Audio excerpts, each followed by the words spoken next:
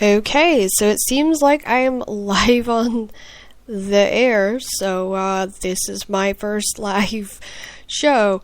Yeah, this is crazy, so I figured I'd do... I kind of number 5 was like one I wanted to do something special for, because honestly I didn't think I'd get past number 2. But yeah, with people like Danielle around, you just get inspired to do incredibly crazy things, and I have a lot of things lined up for the show today. Not only that, I have quite a few interesting things that I kind of want to discuss, which could be controversial.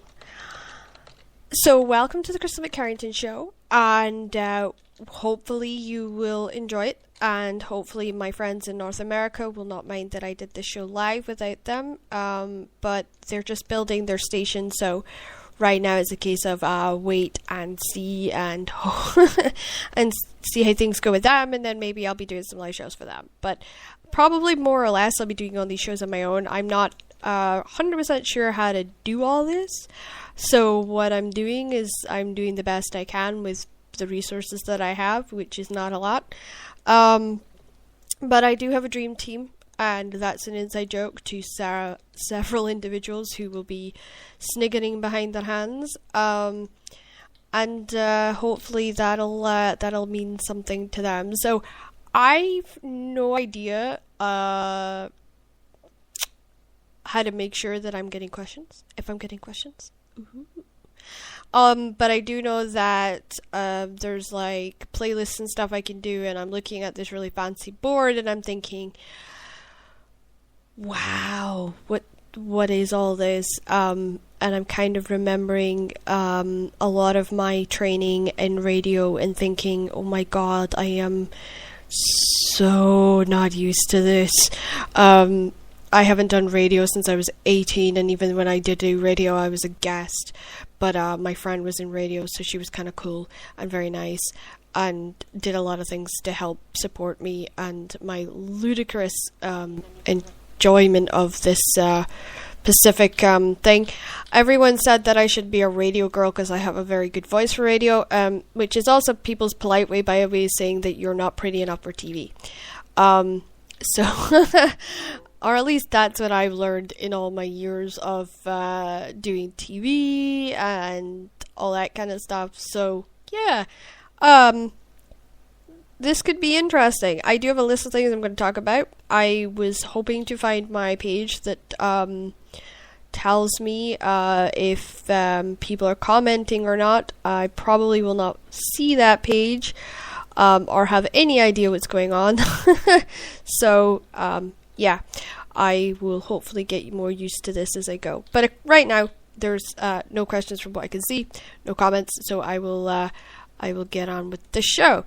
So, I'm kind of being this show gets distributed in some really weird ways, and a lot of people have asked me what my distributions for, Crystal McCarrington's podcast is. So I just want to take a couple of seconds, quickly cover that. I will not give it a lot of time because I know it's really boring to other people.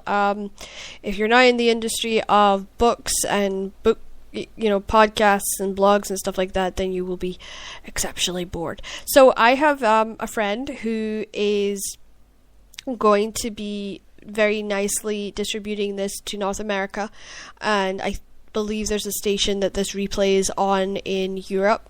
I have my Odyssey taping this while I broadcast, so there's something interesting. I actually have to use 2 shows to do 2 programs to do 1 show, which is kind of weird. But this is the life of a podcaster, and I finally understand what Colt Cabana said about this being confusing and difficult. I didn't realize just how complicated and difficult and interesting all this was. So yeah, little compliment there for Colt, who I haven't spoken to in a really long time, and I hope who's doing really well. So I'm kind of also going to bring this up quite quickly. My procedure for dealing with publishing companies is going to be changing, except for a couple of people. I will be continuing on a personal friendship with a couple of publishing companies, but I think for the most part I will be working through Emma from now on. There's always these situations that happen that mean that you can't continue on doing what you want to do, and you can't necessarily, work on your own or do what you want to do, which is kind of my case. Basically, the what I've discovered is that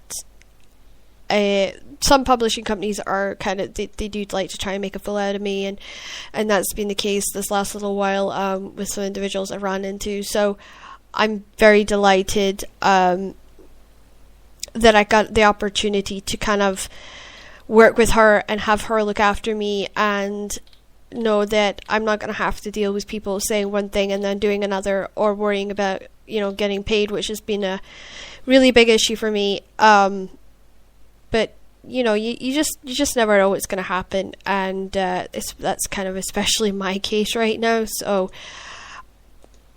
yeah, I kind of wanted to fill everyone in, because I know it's been a question I've been asked a couple of times. What am I doing from this point on? How am I handling things, and what do I plan on doing? And this is basically my answer. So I draw up a list every week, and then I sit and I tick off everything that I'm going to talk about, and then there's always things I never talk about. So I'm going to take this moment to give you a little advert break. I know that I'm because I do this for free, I shouldn't have advert breaks, but this is a really good cause, and I feel like supporting it is a great thing. I want to support DDP Yoga. I have a friend who is an instructor. He is a fantastic individual, great at what he does, great at what he continues to do.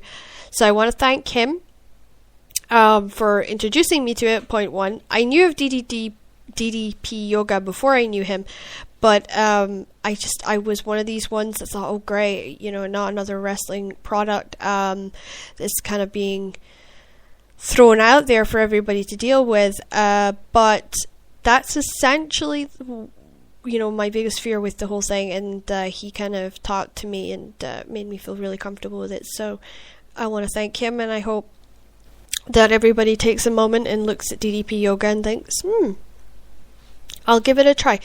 I was a bit iffy on it, but with the amount of injuries I've sustained over my dance career and then over my writing career, I honestly didn't think there was anything that could get me going again, and DDP Yoga is helping.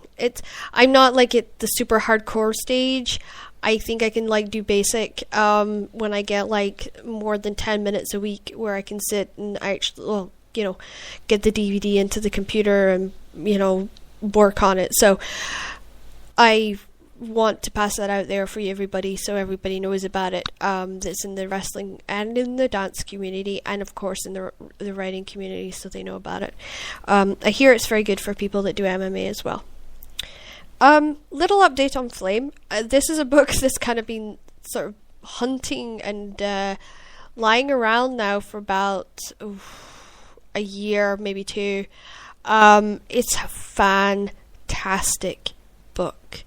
I mean, I've never taken as much time with anything as I have with this, and it's so much fun. It really is so much fun, and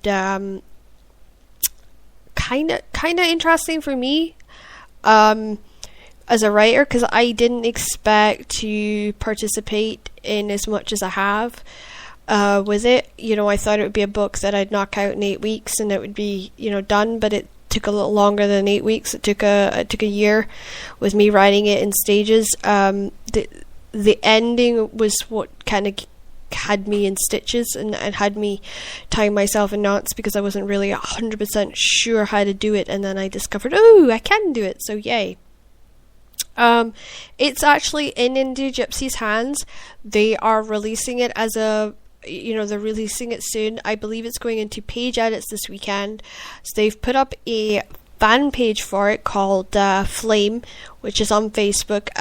If you know me or if you follow my pages or anything along those lines, I probably already invited you to it. But check it out. It's unique. It's different. I can't really say much else about it. It's so much fun, and it's doing okay. It's got 49 likes already, so hopefully it'll reach 50 by the end of the day. But yeah, it's just a girl who gets involved with 3 very, very famous, well, not just famous, but very, very rich individuals, and it leads her to go down a kind of a dangerous path. And she has good intentions in her mind, but everybody that has good intentions always realize that things don't always go to plan. So it's something a little different for the reader out there that's looking for a book to warm their winter nights.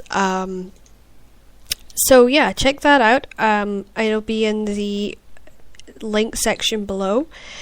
I've created a new little piece for my show. It's called Addicted, and I'm going to talk about music I'm addicted to, or TV shows I'm addicted to. And one of the ones that I'm really addicted to right now is the Gilmore Girls. And everybody will be going, oh my god, not the Gilmore Girls, that came out like years ago, Crystal.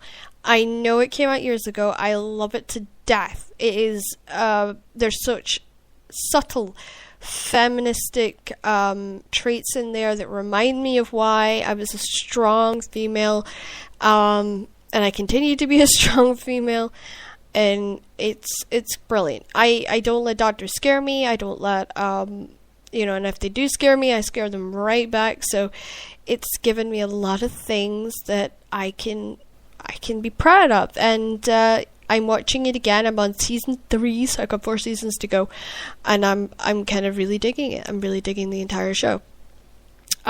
I also want to say that Taylor Swift's new album came out today. I have not listened to it all the way through because I am writing Vampire and the Wrestler, which kind of requires a more gritty soundtrack. And in fact, I will be posting the soundtrack that I'm using to write it on its page on my website. So when my website is done up, I will post that link on Facebook, Twitter, and all the fan pages. So make sure that you keep an eye out for that, because it's going to be some interesting reading, and listening, I should say.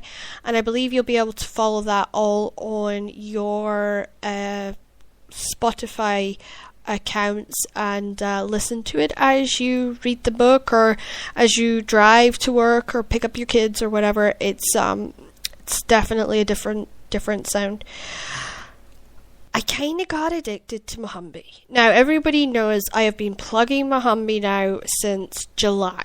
Mohombi has created an album called Universe, and there's a couple of songs on that track that everybody so far is agreeing with me that it is definitely a Marie's World couple of tracks. So we're having a little discussion on the Crystal McCarrington fan page, and we are also having a discussion on the Susan family fan page about what songs came to your mind when you were reading the book.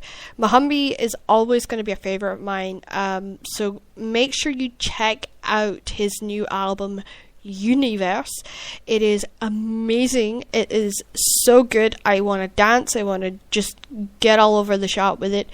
So yeah, I'm keeping an eye on my time because this is restricting me to, I think it says I have 16 minutes left, which I only normally do 20, so we should be okay. So I wanted to kind of promote all those things. I know that Taylor Swift doesn't give a crap that, I promoted her new album on my beautiful blog, podcast, book, whatever you want to call this thing. Crystal McCarrington's Show is kind of the name I came up with it, but yeah. Okay, so now I'm wading into the topic that I have been dodging TMZ now for days to discuss, and I promise you if they phone me tonight, I will take their call. But I am weighing in on the Honey Boo Boo conversation. This was a young little girl who broke into the Americans' spotlight. She stole it. She stole the hearts of everybody. and now her mom is ruining her career. And it's not just her career, she's putting this child's life in danger. She is dating a known sex offender. She is looking to buy a house with a known sex offender. I hope if you are an estate agent in her area that you do not sell